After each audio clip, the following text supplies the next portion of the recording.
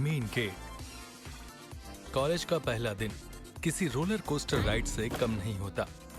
कोई नहीं बता सकता कि उस दिन क्या होगा। उस दिन हर फ्रेशर के मन में एक्साइटमेंट और नर्वसनेस दोनों ही होते हैं। ऐसे ही फीलिंग्स के साथ ध्रुव ने स्टेट मैनेजमेंट कॉलेज के कंपाउंड में कदम रखा। वहां कदम रखते ही उसे ऐसा लगा जैसे मानो वो किसी सपने में हो। उसे यकीन नहीं हो रहा था कि उसे देश के सबसे बड़े मैनेजमेंट इंस्टीट्यूट्स में से एक में पढ़ने का मौका मिल रहा था। ध्रुव ने अपनी जगह पर खड़े होकर एक बार और कॉलेज के शानदार गेट को फिर से देखा ताकि कंफर्म कर सके कि वो सही जगह पर है भी या नहीं। उसने एक नहीं बल्कि कई बार गेट के ऊपर लिखे हुए नाम को पढ़ा। तब जाकर उसे एहसास हुआ कि हाँ, वो सही जगह पर है। ध्रुव के लिए उसके मोहल्ले के सरकारी स्कूल से आज तक का सफर बहुत मुश्किलों से भरा रहा। हर कदम पर उसके लिए नई चुनौतियां तैयार रहती थी। बचपन से ही ध्रुव को जिंदगी में कुछ बड़ा करने की चाह थी, लेकिन उसके सामने परेशानियां भी उतनी ही बड़ी थी। पिता के साये के बगैर उसने अपना बचपन काटा था। उसके पिता एक कार एक्सीडेंट में मारे गए थे और उनके जाने के बाद घर की पूरी जिम्मेदारी ध्रुव की मां पर आ गई थी। शुरुआत में उसकी मां भी इतना नहीं कमा पाती थी कि वो ध्रुव को ठीक से पढ़ा सके। पैसों की मजबूरी की वजह से ध्रुव को सरकारी स्कूल में पढ़ना पड़ा। ध्रुव काम करना चाहता था और अपनी मां का हाथ बटाना चाहता था, लेकिन उसकी मां ने साफ मना कर दिया। उनका मानना था कि ध्रुव को सिर्फ पढ़ाई पर ध्यान देना चाहिए। धीरे धीरे उनकी स्थिति में सुधार आया और बड़ी मेहनत के बाद उन्हें रहने के लिए एक छोटा 1 BHK अपार्टमेंट मिल गया। अपनी मां को रोज मेहनत करते देखकर ध्रुव भी मन लगाकर पढ़ाई करता था। उसकी मेहनत का यह नतीजा था कि बोर्ड एग्जाम पास करने के बाद सरकार ने उसे स्कॉलरशिप के लिए चुना और ध्रुव का सिलेक्शन स्टेट मैनेजमेंट कॉलेज में BBA प्रोग्राम के लिए हो गया। ध्रुव उन चुनिंदा स्टूडेंट्स में से था जिनके पास टैलेंट तो था, लेकिन अच्छे कॉलेज में एडमिशन के लिए पैसे नहीं थे। सरकार ने ऐसे स्टूडेंट को मौका देने के लिए स्कॉलरशिप स्कीम चलाई, जिसमें अच्छे एकेडमिक रिकॉर्ड को देखते हुए एक स्टूडेंट को मौका दिया जाता था। ध्रुव ने अपने सपने को पूरा करने के लिए बहुत मेहनत की, लेकिन वो भी इस बात को अच्छे से जानता था कि अगर सरकार ने उसकी मदद ना की होती तो उसका सिलेक्शन इस कॉलेज में तो नहीं हो पाता। यह जगह उसके मोहल्ले की तरह नहीं थी। ये देश के बेस्ट मैनेजमेंट इंस्टीट्यूट्स में से एक था, इसलिए यहां देश के कुछ सबसे अमीर और पैसे वाले लोगों के बच्चे पढ़ते थे। वहां उसके जैसे कुछ ही स्टूडेंट्स थे और वो सभी बुलिंग और रैगिंग का टारगेट होते थे, क्योंकि अमीर स्टूडेंट्स को लगता था कि वो वहां पढ़ने के लायक नहीं है। ध्रुव ने एक गहरी सांस ली और कॉलेज के मेन गेट से होते हुए कैंपस की तरफ जाने लगा। अब वो पीछे मुड़कर नहीं देख सकता था, क्योंकि उसे अपने और अपनी मां के लिए बहुत कुछ करना था। ध्रुव को उसकी क्लास के बारे में सभी बातें पहले से बता दी गई थी, इसलिए उसे अपनी क्लास ढूंढने में कोई खास परेशानी नहीं आई। कुछ देर ढूंढने के बाद आखिरकार उसे अपनी क्लास मिल गई। क्लास में वो अकेला नहीं था, बल्कि वहां पहले से ही कुछ स्टूडेंट्स मौजूद थे। ध्रुव पहले सीट पर जाकर बैठ गया और क्लास शुरू होने का इंतजार करने लगा। कुछ देर बाद क्लास में कुछ लोग आए। उन्हें देखकर सभी स्टूडेंट्स चुप हो गए और अपनी अपनी जगह पर खड़े हो गए। उन लोगों में से एक लड़के ने सभी स्टूडेंट से कहा, welcome to state management college. हम आपके सीनियर्स हैं और हमारे यहाँ पर जब भी कोई नया आता है तो उसे अपने आप को इंट्रोड्यूस करना पड़ता है। तो आप एक एक करके अपने बारे में बताइए ताकि हम भी आपके बारे में कुछ जान पाए। एक एक कर सभी स्टूडेंट्स ने अपना अपना इंट्रोडक्शन दिया। फिर ध्रुव की बारी आई। ध्रुव ने अपने स्कूल के बारे में बताया और अपने गोल के बारे में भी बताया, और फिर उसने बताया कि वो रिजर्व्ड कैटेगरी का स्टूडेंट है।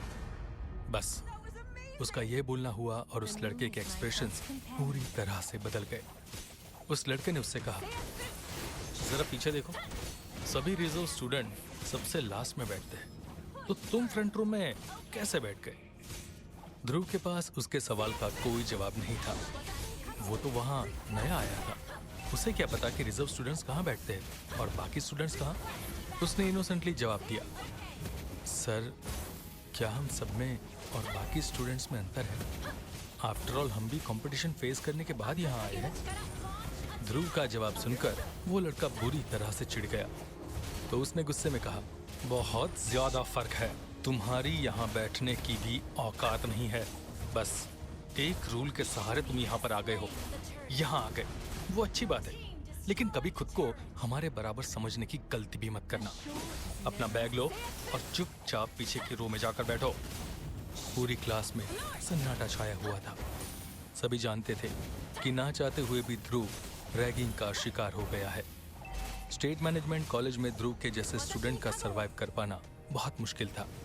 सीनियर्स हमेशा ऐसे स्टूडेंट्स को अपना निशाना बनाते थे और रैगिंग करते थे, ताकि किसी तरह उन्हें डरा के वहां से भगाया जा सके। ध्रुव के पास उस लड़के की बातें सुनने के अलावा कोई रास्ता नहीं था। उसने अपना बैग उठाया और पहली सीट से सबसे लास्ट की सीट की तरफ जाने लगा। फिर उस लड़के ने ध्रुव की तरफ देखते हुए कड़क आवाज में कहा, 1 मिनट, जा रहे हो तुम? क्या अब मुझे तुम्हें यह भी बताना पड़ेगा कि गलती करने के बाद उसकी माफी भी मांगनी पड़ती है? यह सुनकर ध्रुव अपनी जगह पर रुक गया।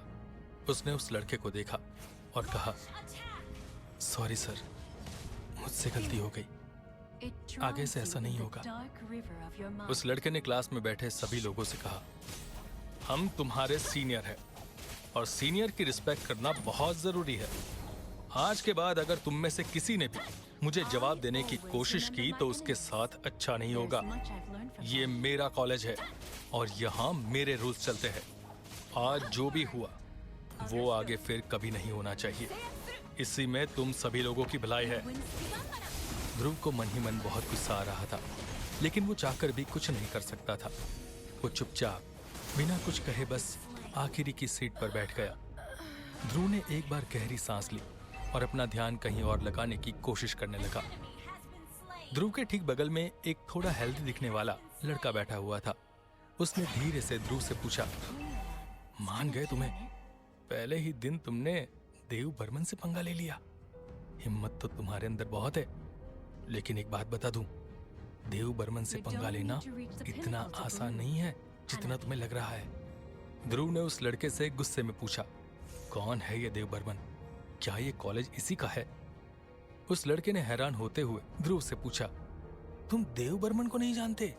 देव कॉलेज की फुटबॉल टीम का कैप्टन और उसके पिता Abhineet Barman Barman group of companies के मालिक है। बर्मन परिवार अपने डोनेशन की वजह से जाना जाता है। इस कॉलेज में उन्होंने सबसे ज्यादा डोनेशन दिया है। पूरे महाराष्ट्र में उनका नाम चलता है। ऑयल और माइनिंग इंडस्ट्री में उनसे बड़ा कोई और इंडस्ट्रियलिस्ट नहीं है। वैसे तो उन्होंने बहुत पैसे कमाए हैं, लेकिन अब उनका फोकस पॉलिटिक्स की तरफ जा रहा है। देखो दोस्त, इन शॉर्ट तुम्हें बताऊं तो देव इस कॉलेज का शाहरुख खान है। ये कॉलेज उसी की टेरिटरी है और अगर कोई भी उसकी टेरिटरी में उसे चैलेंज करने की कोशिश करता है तो उसे देव नहीं छोड़ता। उसने आज से पहले भी तुम्हारे जैसे कई स्टूडेंट्स को अपना निशाना बनाया है और आज तक उसके ऊपर कोई स्ट्रिक्ट एक्शन नहीं लिया गया। वैसे तुम्हारी हिम्मत की दाद देनी पड़ेगी। कॉलेज के पहले ही दिन तुमने कॉलेज के सबसे बड़े गुंडे से पंगा ले लिया है। देव बर्मन के बारे में सुनकर ध्रुव का गला सूख गया। उसे डर लगने लगा कि कहीं ये बात ज्यादा न बढ़ जाए। ध्रुव कॉलेज में मिस्टर नोबडी बनकर रहना चाहता था। उसका प्लान था चुपचाप अपना ग्रेजुएशन कंप्लीट करना, लेकिन पहले ही दिन उसके प्लान पर पानी फिर गया था। ध्रुव के चेहरे पर परेशानी देख उसके बगल में बैठे लड़के ने ध्रुव से कहा, गलती तो तुमने की है, लेकिन अगर हम आगे समझदारी से काम ले तो मुसीबत से बच सकते हैं। बाय द वे, मेरा नाम नीरज है और मैं भी तुम्हारी तरह यहाँ स्कॉलरशिप पर आया हूँ। सिचुएशन के हिसाब से मुझे लगता है कि हम दोनों को साथ रहना चाहिए। ध्रुव को नीरज का कहना सही लगा। नीरज की बातों से लग रहा था कि वो शायद इस सब में उसकी मदद कर पाए। इंट्रोडक्शन खत्म हुआ और सभी सीनियर्स क्लास से बाहर चले गए। ध्रुव तब तक खुद को शांत कर चुका था। उसके अंदर की एक्साइटमेंट और खुशी खत्म हो चुकी थी और उसकी जगह डर ने ले ली थी। ध्रुव मन ही मन सोच रहा था कि अब इस सिचुएशन को ठीक कैसे किया जाए। उसके मन में यही उधेड़-बुन चल रही थी कि आगे क्या किया जाए। ध्रुव जानता था कि इस सब में उसकी कोई गलती नहीं है, लेकिन फिर भी अपने आप को सिचुएशन से बाहर निकालने के लिए उसे देव को सॉरी बोलना पड़ा। ध्रुव इस सब के बारे में सोचकर अंदर ही अंदर परेशान हो रहा था कि तभी एक बहुत ही खूबसूरत लड़की उसके पास आई। उसने अपनी मीठी आवाज में ध्रुव से कहा, ऐसे नकचड़ों की बातों पर ध्यान मत दो। जब तुम सक्सेसफुल बन जाओगे तो नो वन विल केयर कि तुम कहां से आए हो। एक पल के लिए ध्रुव को कुछ समझ नहीं आया। उसका ध्यान उस लड़की की बातों की तरफ नहीं था, बल्कि सिर्फ इस बात पर था कि उसकी क्लास में इतने लोगों में सिर्फ वही लड़की थी जो उसे मोटिवेट करने की कोशिश कर रही थी। ध्रुव ने उस लड़की से कुछ नहीं कहा, बस उसे देखता रहा। वो लड़की मुस्कुराकर वहां से चली गई और ध्रुव के मन में एक अजीब सी हलचल मच गई। उसका दिल जोरों से धड़कने लगा। उसकी सभी परेशानियां, उसका डर कहीं गायब हो गया था और उनकी जगह एक अजीब से ख्याल ने ले ली थी। जितना उसने इंट्रोडक्शन के वक्त सुना था, उस हिसाब से उस लड़की का नाम पायल था। पायल जाने माने बिजनेस टाइकून अनुपम राय की एक लौती बेटी थी। उसकी स्कूलिंग और एजुकेशन मुंबई के नंबर 1 स्कूल सेंट जेवियर्स से हुई थी। जिंदगी में पहली बार ध्रुव को एहसास हुआ था कि पहली नजर का प्यार क्या होता है।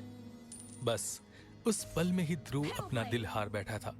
उसके दिल में पायल के लिए एक ऐसी जगह बन गई थी जो आज तक किसी के लिए नहीं थी। वो सब कुछ भूल बैठा था। उसे कुछ याद नहीं था कि वो कहाँ है और उसके आसपास कौन है। तभी नीरज ने ध्रुव के कंधे पर हाथ रखते हुए उससे कहा, इतना ड्रामा तो किसी सीरियल में भी नहीं होता जितना आज तुम्हारे साथ हुआ है। इससे पहले कि ध्रुव उसे कुछ जवाब दे पाता, एक प्रोफेसर क्लास के अंदर आया। जहां एक तरफ ध्रुव की जिंदगी का एक नया सफर शुरू हो गया था, तो वहीं दूसरी तरफ कुछ और भी था जिससे ध्रुव पूरी तरह से अनजान था। स्टेट मैनेजमेंट कॉलेज के वाइस चांसलर के ऑफिस में एक आदमी कॉलेज के वाइस चांसलर से मिलने आया था। उस आदमी ने वाइस चांसलर से कहा, आई होप आप समझ गए होंगे कि मैं आपसे क्या चाहता हूँ। कुछ भी हो जाए, लेकिन ये बात हम दोनों के बीच ही रहनी चाहिए। इसके बारे में किसी को भी कुछ भी पता नहीं लगना चाहिए। कॉलेज के वाइस चांसलर ने उस आदमी से कहा, ठीक है, मैं आपकी बात पूरी तरह से समझ गया हूँ। ये बात मेरे और आपके बीच में ही रहेगी। और जहां तक ध्रुव की बात है तो मैं पर्सनली उसकी प्रोग्रेस पर नजर रखूंगा। आखिर कौन था ये आदमी जो वाइस चांसलर से मिलने आया था और उसका ध्रुव के साथ क्या कनेक्शन था? ध्रुव कॉलेज में तो आ गया था, लेकिन उसका आगे का सफर कैसा रहेगा, ये जानने के लिए सुनते रहिए।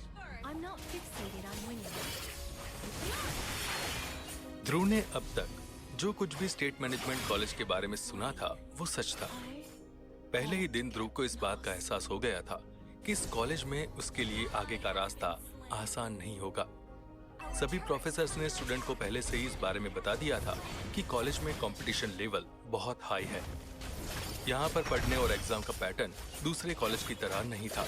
स्टेट मैनेजमेंट कॉलेज का एक स्टैंडर्ड सेट था और जो स्टूडेंट उसे फॉलो नहीं कर पाता था उसके लिए इस इंस्टीट्यूट में कोई जगह नहीं थी। यहाँ से पढ़कर निकलने वाले सभी स्टूडेंट्स को किसी भी कंपनी में अच्छी जॉब मिल जाती थी। बस एक ही शर्त थी, कोई कंपनी या ऑर्गेनाइजेशन स्टेट मैनेजमेंट कॉलेज से पढ़कर निकलने वाले स्टूडेंट से कुछ एक्सपेक्टेशन रखते हैं तो उन एक्सपेक्टेशन पर खरा उतरना बहुत जरूरी था। स्टेट मैनेजमेंट कॉलेज में स्टैंडर्ड को बनाने में सबसे बड़ा हाथ यहाँ के पढ़ने वाले स्टूडेंट का था। कॉलेज में ऐसा एनवायरनमेंट बनाया गया था जहाँ पर सीनियर स्टूडेंट्स अपने जूनियर्स को समय समय पर एडवाइस देते थे कि किस तरह उन्हें अपने एकेडमिक करियर में आगे बढ़ना है। स्टेट मैनेजमेंट कॉलेज से पढ़ने के बाद स्टूडेंट्स ने अपने खुद के बिजनेस और स्टार्टअप खड़े किए जो आज की बड़ी कंपनियां बन चुकी है और मार्केट में उनका नाम हो चुका है। ऐसी जगह में नॉर्मल और एवरेज परफॉर्मेंस से काम नहीं चलता था। पहले ही दिन से ध्रुव को इस बात का एहसास हो गया था कि उसके लिए कॉलेज लाइफ आसान नहीं रहने वाली। वहां पर सिर्फ कंपटीशन का प्रेशर नहीं था, बल्कि रिजर्व स्टूडेंट्स के लिए वहां का माहौल बिल्कुल ही अलग था। रिजर्व स्टूडेंट के साथ रैगिंग और बुलिंग वहां पर एक आम दिनचर्या का हिस्सा था। नीरज और ध्रुव को पहले ही दिन कई कहानियां सुनने को मिली जिसमें कुछ रिजर्व स्टूडेंट ने रैगिंग के डर से कॉलेज छोड़ने तक का फैसला किया था। स्टेट मैनेजमेंट कॉलेज से ग्रेजुएशन करना हर किसी के बस की बात नहीं थी। ध्रुव की क्लास के कुछ लोग तो अब इस बारे में सोच रहे थे कि क्या उन्हें आगे इस कॉलेज में रहना भी चाहिए या नहीं। ध्रुव पर इन बातों का कुछ खास असर नहीं पड़ा, क्योंकि उसके पास स्टेट मैनेजमेंट कॉलेज में जाने के अलावा और कोई दूसरा ऑप्शन नहीं था। बहुत मेहनत करने के बाद उसे इस कॉलेज में पढ़ने का मौका मिला था और वो इस मौके को ऐसे ही जाने नहीं दे सकता था। कॉलेज के पहले ही दिन ध्रुव इस बात को अच्छे से समझ चुका था कि उसे इस जगह में एडजस्ट करने के लिए थोड़ा समय लगेगा। ध्रुव और देव के बीच जो कुछ भी हुआ, उसकी वजह से ध्रुव की क्लास के लोगों ने पहले ही उससे दूरी बना ली थी। क्लास के दूसरे लोग नहीं चाहते थे कि वो देव की नजर में आए, इसलिए अपने आप को बचाने के लिए उन्होंने ऐसा किया। सिर्फ नीरज ही था जो पूरे दिन उसके साथ रहा। बाकी क्लास के दूसरे स्टूडेंट्स ने ध्रुव से बात भी करना जरूरी नहीं समझा। ध्रुव के लिए कॉलेज का पहला दिन किसी सजा से कम नहीं था। किसी तरह दिन खत्म हुआ और ध्रुव कॉलेज से वापस अपने घर की तरफ जाने लगा। शाम हो गई थी और मौसम थोड़ा ठंडा हो गया था, लेकिन इसके बावजूद उमस में कोई भी कमी नहीं आई थी। सुबह तो ध्रुव को उसकी माँ ने कॉलेज छोड़ दिया था, लेकिन शाम को उसे खुद घर वापस पहुंचना था। स्टेट मैनेजमेंट कॉलेज शहर से बाहर था। सुबह ध्रुव को अपने घर से यहाँ तक पहुंचने में पूरे 3 घंटे का समय लगा था। खुशकिस्मती थी कि उस जगह से कुछ बसें निकला करती थी, जिनका सहारा लेकर ध्रुव रोज अप डाउन कर सकता था, वरना ध्रुव के लिए कॉलेज आना जाना मुसीबत भरा काम हो जाता। कॉलेज के मेन गेट से बाहर निकलकर ध्रुव मेन रोड पर आ गया और वहां पर बने बस स्टॉप पर अगली बस का इंतजार करने लगा। कुछ देर बाद वहां नीरज भी आ गया। ध्रुव ने नीरज से पूछा, तुम भी बस से घर वापस जाओगे? नीरज ने मुस्कुराते हुए ध्रुव से कहा, मेरी हालत देखकर तुम्हें क्या लगता है? हाँ, मुझे भी बस से ही वापस जाना होगा, क्योंकि इसके अलावा यहाँ और कोई दूसरा ऑप्शन नहीं है। बस का इंतजार करते हुए नीरज और ध्रुव आपस में बातें करने लगे ताकि टाइम काट सके। थोड़ी देर में एक बस वहां पर आई तो ध्रुव और नीरज बस में चढ़ गए। अभी बस थोड़ी ही दूर चली थी कि तभी अचानक से ड्राइवर ने बहुत तेजी से ब्रेक लगा दिया। ध्रुव और नीरज दोनों बस में आगे की तरफ खड़े थे, इसलिए उन्हें साफ साफ दिख रहा था कि आखिर ब्रेक क्यों लगाया गया था। एक काले कलर की मर्सिडीज कार बस के ठीक सामने आ गई थी और उसका सनरूफ खोले एक लड़की अपने दोनों हाथ हवा में फैलाए खड़ी हुई थी। वो लड़की जानी पहचानी लग रही थी। दिमाग पर थोड़ा और जोर डालने के बाद नीरज को याद आया कि उसने उस लड़की को आज कॉलेज के कैंटीन में देखा था। वो देव बर्मन के फ्रेंड सर्कल से ही एक थी और उसका नाम था शिल्पा।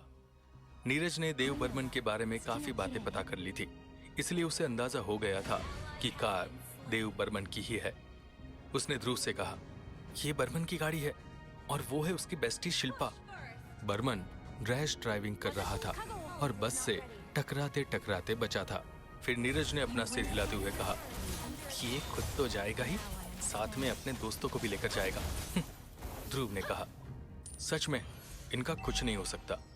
नीरज ने कहा, अगर मेरे पास ऐसी खूबसूरत कार होती तो मैं उसे बड़े प्यार से चलाता, ऐसे पागलों की तरह रैश ड्राइविंग नहीं करता। तो ध्रुव ने कहा, इनको छोड़ो यार, ये तो मरने के लिए सड़क पर आते हैं, हमें अपने ऊपर ध्यान देना चाहिए। नीरज ध्रुव की बात से एग्री करते हुए बोला, हाँ भाई, तू सही कह रहा है। शिल्पा देव बर्मन के फ्रेंड सर्कल की सबसे इम्पोर्टेंट मेंबर थी। वो एक हाई सोसाइटी फैमिली से आती थी। स्टेट मैनेजमेंट कॉलेज में सब उसे कॉलेज की क्वीन कहकर बुलाते थे। शिल्पा लोगों के बीच काफी पॉपुलर थी।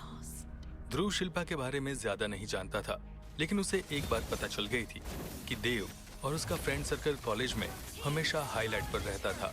चाहे जूनियर्स हो या खुद देव बर्मन के क्लासमेट्स, सभी देव के फ्रेंड सर्कल का हिस्सा थे। उनके फ्रेंड सर्कल में वही लोग थे जो हाई सोसाइटी से आते थे। शिल्पा भी देव की ही तरह थी। उसे भी कॉलेज में रिजर्व स्टूडेंट्स का पढ़ना बिल्कुल पसंद नहीं था।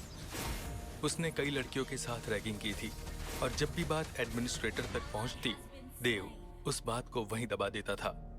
अब जब देव और उसका बैच कॉलेज का सबसे सीनियर बैच बन गया था, इसलिए उनकी पॉपुलैरिटी और उनकी पहचान कॉलेज में अच्छी खासी बन चुकी थी।